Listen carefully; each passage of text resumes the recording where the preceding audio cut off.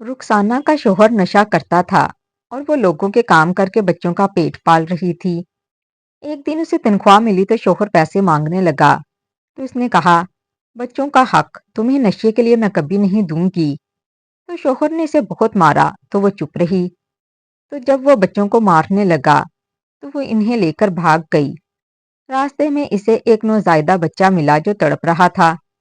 वो इसे करीबी हॉस्पिटल लेकर गई तो सारे पैसे वहीं लग गए और वो परेशानी की हालत में बच्चों के साथ बाहर बैठ गई। तो तभी शोर मचा कि ये बच्चा किसने बचाया, क्योंकि वो नाफरमान औरत, दे मुझे पैसे वरना यहीं पर मार मार कर तेरी खाल उधेड़ दूंगा। कितनी बार तुझे कहा है, मगर मेरी बात की समझ तुझे नहीं आती। रुखसाना का शोहर डंडे से बराबर इसे पीटता जा रहा था और साथ साथ इससे पैसे भी मांग रहा था। रुखसाना के जिस्म पर नील पड़ चुके थे, कपड़े फट चुके थे और बाल बिखर गए थे, मगर इसके होंठों पर एक ही बात थी, मैं ये पैसे तुम्हें नहीं दूंगी। ये मेरी मेहनत की कमाई है और मैं इसे अपने बच्चों पर खर्च करूंगी। वो रोटी के लिए तरसते रहते हैं, दो दो दिन भूखे रहते हैं, मगर तुझे सिर्फ अपने नशे की पड़ी रहती है। तुम्हें जरा भी बच्चों का ख्याल नहीं आता। हालांकि ये ख्याल तुम्हें होना चाहिए था, इनके लिए तुम्हें कमाना चाहिए था, मगर मैं कमा रही हूँ और उल्टा तुम मेरी मेहनत की कमाई भी ले जाते हो। आज मैं हरगिज तुम्हें ये पैसे नहीं दूंगी, क्योंकि छोटा बीमार है और बच्चों ने 2 दिन से खाना भी नहीं खाया। रुखसाना की बातें इसके शोहर को तपिश दिलाने के लिए काफी थीं। वो मजीद इसे मारने लगा और इसके वार और भी सख्त हो गए। जब इसने देखा कि रुखसाना ढीठ भनी मार खाती जा रही है और पीछे हटने को तैयार नहीं, तो इसने रुखसाना को छोड़ा और बच्चों को मारने लगा। बच्चे चीखते चलाते रहे, मगर इसके हाथ ना रुके। रुखसाना ने आगे बढ़कर बच्चों को बचाने की कोशिश की, मगर वो खुद कमजोर और नढाल हो चुकी थी। उसमें इतनी हिम्मत भी ना थी कि वो अपने बच्चों को बचा सके। आखिरकार रुखसाना के शौहर ने बच्चों को मारने पीटने के बाद सबको घर से निकाल दिया। रुखसाना बेहद परेशान थी, इसके कदम लड़खड़ा रहे थे, दिल खौफ से कांप रहा था और दिमाग में सिर्फ बच्चों की जान बचाने का ख्याल गर्दिश कर रहा था। रुखसाना जल्दी से अंदर कमरे की तरफ बढ़ी और वहां जाकर पैसों की पोटली अपने कपड़ों में छुपाई। इसने अपने बच्चों को बाहर भागने का इशारा किया और खुद शोहर को धक्का देकर कमरे में बंद किया। फिर वो बच्चों को लेकर दीवाना वार घर से भागने लगी। इसके कदम नंगे थे, रास्ता कच्चा था और दिल में एक ही दुआ थी कि किसी तरह जान बच जाए। पीछे से शोहर की गालियां और दरवाजा पीटने की आवाजें आ रही थीं, मगर रुखसाना रुकी नहीं। रुखसाना का शोहर नशा करता था और नशे की आदत को पूरा करने के लिए इसने शुरू शुरू में रुखसाना का जेवर बेचा। रुखसाना ने शादी के बाद जो थोड़ा बहुत जेवर पाया था, वो सब इसके हाथों बिकता चला गया। फिर जब वो पैसे भी खत्म हो गए तो आहिस्ता आहिस्ता घर की एक एक चीज बिकने लगी। पहले बर्तन बिके, फिर चारपाइयाँ, फिर पर्दे और आखिरकार दरवाजों के कबाड़ तक फरोख्त हो गए। बिलाखिर घर की सारी चीजें खत्म हो गईं और घर में फाकों की नौबत आ गई। इसी अरसे के दौरान रुखसाना के 3 बच्चे भी हो चुके थे और जिम्मेदारियां बढ़ती चली गईं। रुखसाना के माँ बाप हयात नहीं थे। वो चच्ची के घर में रहती थी, जहां वो एक बोझ की तरह समझी जाती थी। चच्ची ने इसे अपने सर से उतार फेंका और इसके बाद पलटकर इसकी खबर तक नहीं ली। रुखसाना की उम्र भी अच्छी खासी हो चुकी थी, इस वजह से इसके लिए कोई मुनासिब रिश्ता तक नहीं मिल सका। इसीलिए जो हाथ लगा इसी के साथ ब्याह दी गई। कोई छानबीन नहीं की गई और ना ही इसकी मर्जी पूछी गई। शादी की पहली रात ही रुखसाना पर यह जानकर क्यामत टूट पड़ी कि इसका शौहर एक नशे का आदी और जुआरी था और ये बात रुखसाना को ना पता थी। वो जुए में तमाम रकम हार जाता और जो भी रकम बचती वो नशे में लगा देता। जुए की आदत तो पैसे की कमी के बायस छूट गई, मगर नशे की लत इससे छूट ना सकी।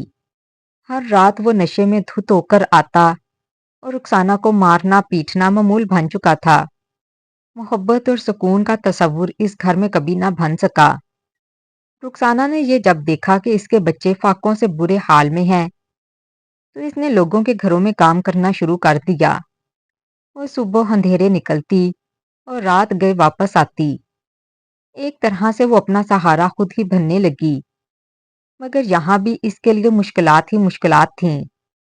پورا مہینہ وہ گدوں کی طرح 5 سے 6 گھروں میں کام کرتی، تب جا کر اسے 15 سے 16 ہزار روپے ملا کرتے۔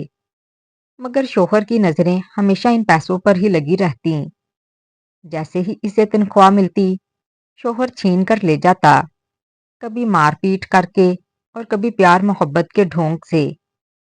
تنخواہ ملنے کے بعد چند دن سکون سے گزرتے تھے اور پھر رخسانہ کو مانگ مانگ کر ہی گزارا کرنا پڑتا تھا۔ رخسانہ کے بچے اکثر دروازے پر کھڑے رہتے اور ماں کے آنے کی راہ دیکھتے رہتے کہ شاید آج کچھ کھانے کو مل جائے۔ کبھی کبھی وہ خالی ہاتھ آتی اور بچوں کی آنکھوں میں مایوسی اتر آتی۔ جن باجیوں کے ہاں وہ کام کرتی تھی وہ اچھی اور رحم دل تھیں۔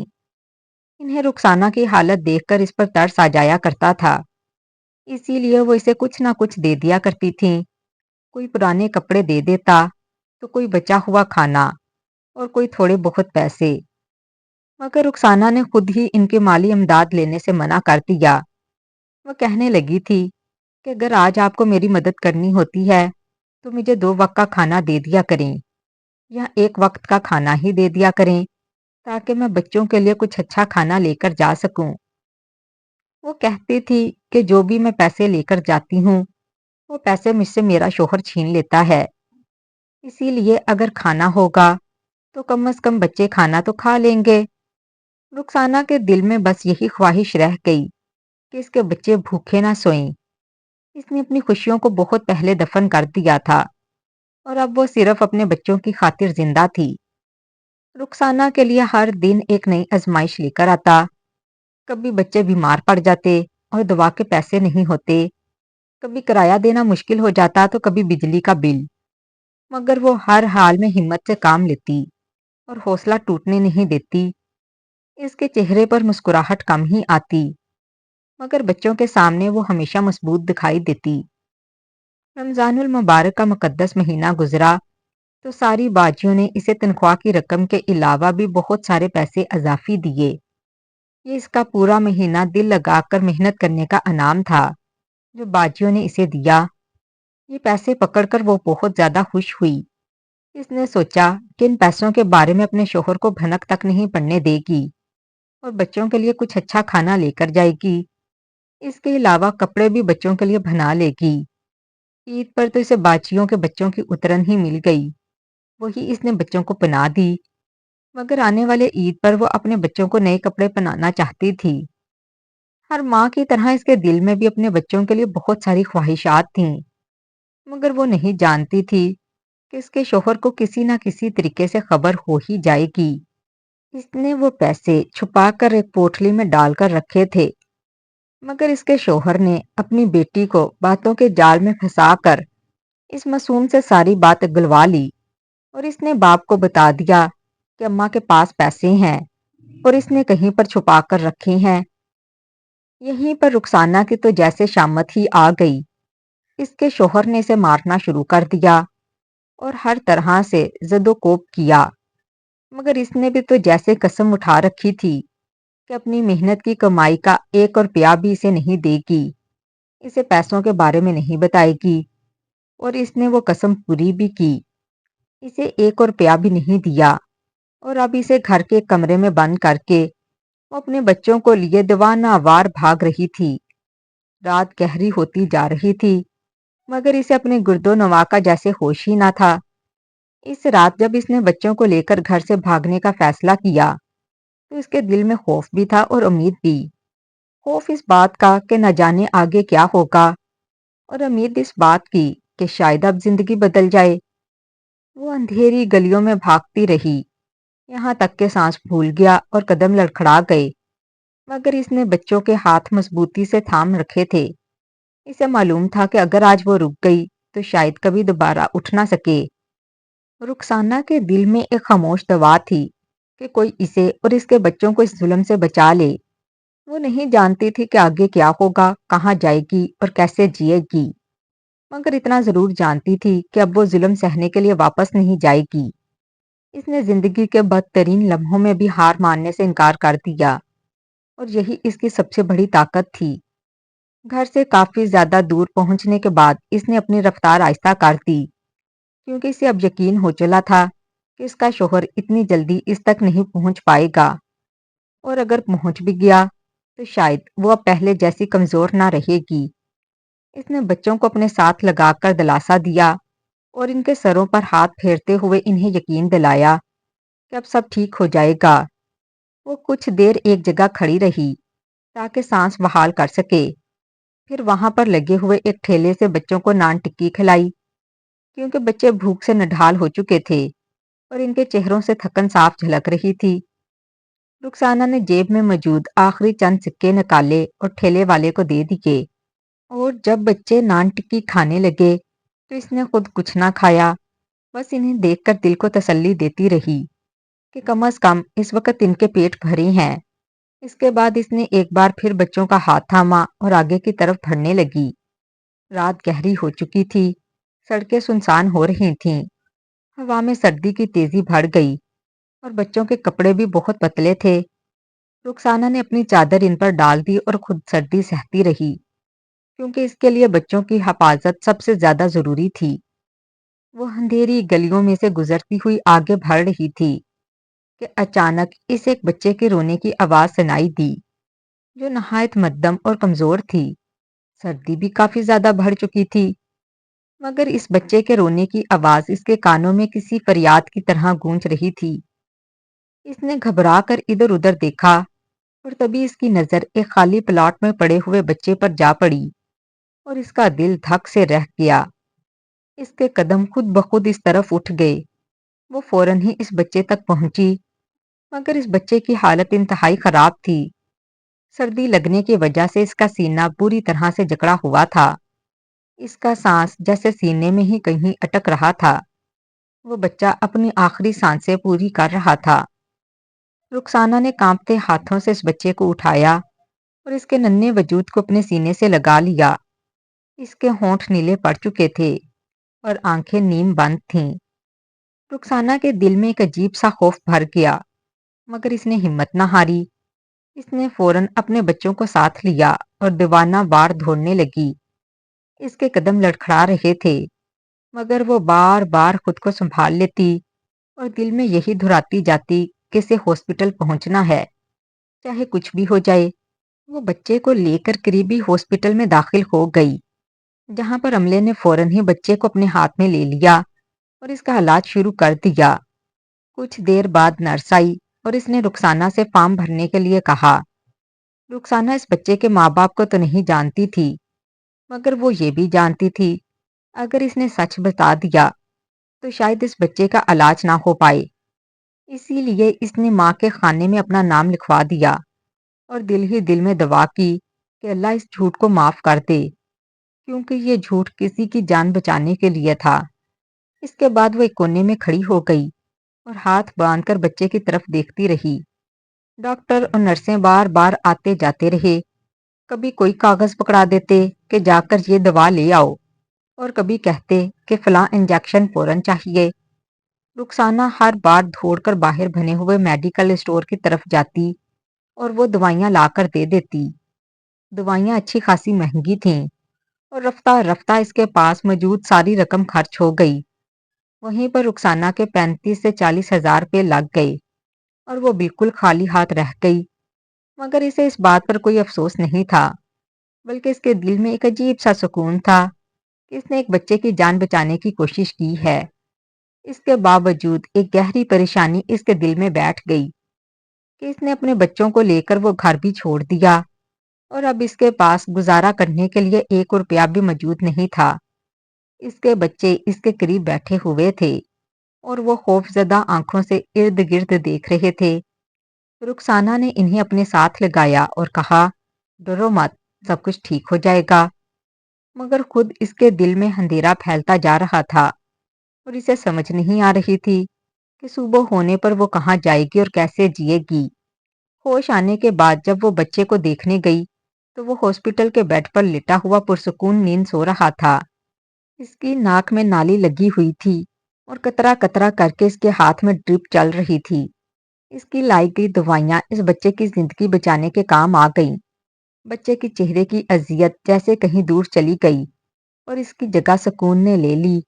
بچے کے چہرے پر سکون دیکھ کر رخسانہ کو دلی سکون محسوس ہوا اور اس کی آنکھوں میں آنسو آ گئے، مگر یہ آنسو دکھ کے نہیں تھے بلکہ شکر کے تھے۔ وہ وہاں سے اٹھ کر اپنے بچوں کو لے کر باہر آ بیٹھی، کیونکہ اسے اب اپنے بچوں کی طرف بھی توجہ دینی تھی، مگر آگے کا راستہ اسے بالکل بھی صاف دکھائی نہیں دے رہا تھا۔ سمجھ نہیں آ رہا تھا کہ اب کہاں جائے اور کیا کرے۔ ایک اور بچے کا خرچہ اس نے اپنی زندگی میں بڑھا لیا تھا۔ وہ جانتی تھی کہ یہ راستہ اور بھی مشکل ہو گیا ہے۔ پریشانی سے اس نے اپنا سر دونوں ہاتھوں میں تھام لیا اور خاموشی سے زمین کو دیکھنے لگی۔ بچے بے بسی بھری نظروں سے ماں کے چہرے کی طرف دیکھنے لگے۔ انہیں اندازہ نہیں تھا کہ ماں کن سوچوں میں گم ہے اور کن طوفانوں سے لڑ رہی ہے، مگر رخسانہ کے دل میں ایک بات صاف تھی کہ چاہے کتنی ہی مشکلات کیوں نہ آئیں، وہ ان سب بچوں کو تنہا نہیں چھوڑے گی، اور اسی یقین کے سہارے وہ اس اندھیری رات میں بھی ایک نئی صبح کی امید لگائے بیٹھی تھی۔ طبی ہاسپٹل کے برآمدے میں رخسانہ اپنے بچوں کو ساتھ لگا کر فرش پر بیٹھی ہوئی تھی۔ رات گزر چکی تھی اور صبح کی ہلکی روشنی کھڑکیوں سے اندر آ رہی تھی۔ ہاسپٹل کی دیواریں سفید تھیں، مگر اس کے دل میں اندھیرا ابھی پوری طرح چھٹا نہیں تھا۔ وہ خاموشی سے اپنے بچوں کے بال سہلاتی رہی اور کبھی کبھی دروازے کی طرف دیکھتی رہی جہاں سے ڈاکٹر اور نرسیں آ جا رہی تھیں۔ اس کے دل میں عجیب سا سکون بھی تھا اور انجانی سی گھبراہٹ بھی۔ سکون اس لیے کہ اس نے ایک جان بچانے کی کوشش کی تھی، اور گھبراہٹ اس لیے کہ اب اس کے پاس کچھ بھی نہیں بچا تھا۔ اسی لمحے ہاسپٹل کے اندر سے ایک شور اٹھا۔ آوازیں گونجنے لگیں کہ یہ بچہ کس نے بچایا ہے، یہ بچہ کس نے بچایا ہے۔ رخسانہ نے چونک کر سر اٹھایا۔ اس نے دیکھا کہ چند نرسیں تیز قدموں سے برآمدے کی طرف آ رہی ہیں اور ان کے ساتھ دو تین ڈاکٹرز بھی ہیں۔ کچھ فاصلے پر چند بہت امیر لوگ کھڑے تھے جن کے لباس اور انداز سے دولت صاف جھلک رہی تھی۔ وہ لوگ پریشانی کے عالم میں ادھر ادھر دیکھ رہے تھے جیسے کسی کو تلاش کر رہے ہوں۔ رخسانہ نے پہلی بار غور سے ان امیر لوگوں کو دیکھا۔ ان کے چہروں پر فکر کی لکیریں تھیں اور آنکھوں میں نیند کی سرخی تھی۔ ان میں ایک عورت سب سے آگے تھی جس کے لباس سے وقار اور آنکھوں سے بے قراری جھلک رہی تھی۔ نرس نے بلند آواز میں رخسانہ کا نام لیا۔ رخسانہ نے دھیرے سے ہاتھ اٹھایا اور کھڑی ہو گئی۔ اس کے قدم لڑکھڑائے مگر اس نے خود کو سنبھال لیا۔ وہ عورت یہ نام سن کر حیرت سے چونک گئی اور تیز قدموں سے رخسانہ کی طرف بڑھی۔ وہ عورت رخسانہ کے سامنے آ کر رک گئی اور چند لمحے اسے خاموشی سے دیکھتی رہی۔ پھر اس کی آنکھوں سے آنسو بہنے لگے۔ اس نے اچانک رخسانہ کو گلے لگا لیا۔ رخسانہ ساکت رہ گئی جیسے اسے یقین ہی نہ آ رہا ہو کہ یہ سب اس کے ساتھ ہو رہا ہے۔ پھر وہ عورت رخسانہ کے قدموں میں بیٹھ گئی اور زور زور سے رونے لگی۔ وہ بار بار یہی کہتی رہی کہ تمہارا شکریہ، تم نے میرے بچے کی جان بچا لی۔ رخسانہ گھبرا گئی اور فوراً اسے اٹھانے کی کوشش کی، مگر وہ عورت اس کے ہاتھ پکڑ کر روتی رہی اور شکر ادا کرتی رہی۔ اسی وقت ایک ڈاکٹر نے آگے بڑھ کر سب کو بتایا کہ یہ بچہ ان امیر والدین کا ہے جو ہاسپٹل سے چوری ہو گیا تھا۔ اغوا کاروں کے پیچھے پولیس لگ گئی اور گھبراہٹ میں وہ بچے کو ایک خالی پلاٹ میں چھوڑ کر بھاگ گئے تھے۔ ڈاکٹر نے سب کو یہ بھی بتایا کہ یہ بچہ پہلے سے سانس کی بیماری کا شکار تھا اور زیادہ ٹھنڈ برداشت نہیں کر سکتا تھا، اسی لیے اگر کچھ دیر اور ہو جاتی تو شاید اس کی جان نہ بچتی۔ یہ سن کر عورت نے دوبارہ رخسانہ کے ہاتھ پکڑ لیے اور آنسوؤں میں ڈوبی ہوئی آواز میں کہا، تم اللہ کی طرف سے بھیجی ہوئی مدد ہو۔ رخسانہ کی آنکھوں میں آنسو آ گئے، مگر اس نے خود کو مضبوط رکھا اور بس اتنا کہا، میں نے جو کیا وہ فرض تھا۔ وہ امیر عورت بہت خوش تھی۔ اس نے رخسانہ سے کہا، تم کون ہو؟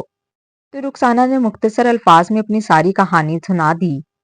وہ عورت کافی دکھی ہوئی، مگر اس نے فوراً ہاسپٹل کے انتظامیہ سے کہا جو بھی رخسانہ کا خرچہ ہوا ہے وہ سب ادا کیا جائے۔ پھر اس نے اپنے بیگ سے کاغذات نکالے اور رخسانہ کے ہاتھ میں تھما دیے۔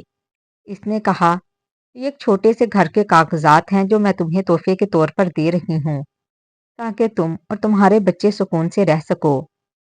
رخسانہ کے ہاتھ کانپنے لگے۔ اسے لگا جیسے کوئی خواب دیکھ رہی ہو، مگر وہ خواب نہیں بلکہ حقیقت تھی۔ اس عورت نے یہ بھی کہا کہ وہ رخسانہ کے لیے نوکری کا انتظام کرے گی اور اس کے بچوں کا سارا خرچ اٹھائے گی۔ وہ چاہتی تھی کہ رخسانہ اب کبھی کسی کے ظلم کا شکار نہ ہو۔ رخسانہ کی آنکھوں میں آنسو بھر آئے۔ اس نے آسمان کی طرف دیکھا اور دل ہی دل میں شکر ادا کیا۔ اس نے سوچا کہ شاید اللہ نے اس کی ساری تکلیفوں کا جواب ایک ہی لمحے میں دے دیا ہے۔ رخسانہ نے اپنے بچوں کو پاس بلایا، ان کے سروں پر ہاتھ رکھا اور پہلی بار دل سے مسکرائی۔ وہ امیر خاندان رخسانہ کا بہت احسان مند تھا۔ وہ سب بار بار اس کا شکریہ ادا کرتے رہے۔ تو ناظرین، کیسی لگی آج کی آپ کو ہماری کہانی؟ کہانی پسند آئی ہو تو ویڈیو کو لائک اور چینل کو سبسکرائب لازمی کریے گا۔ شکریہ۔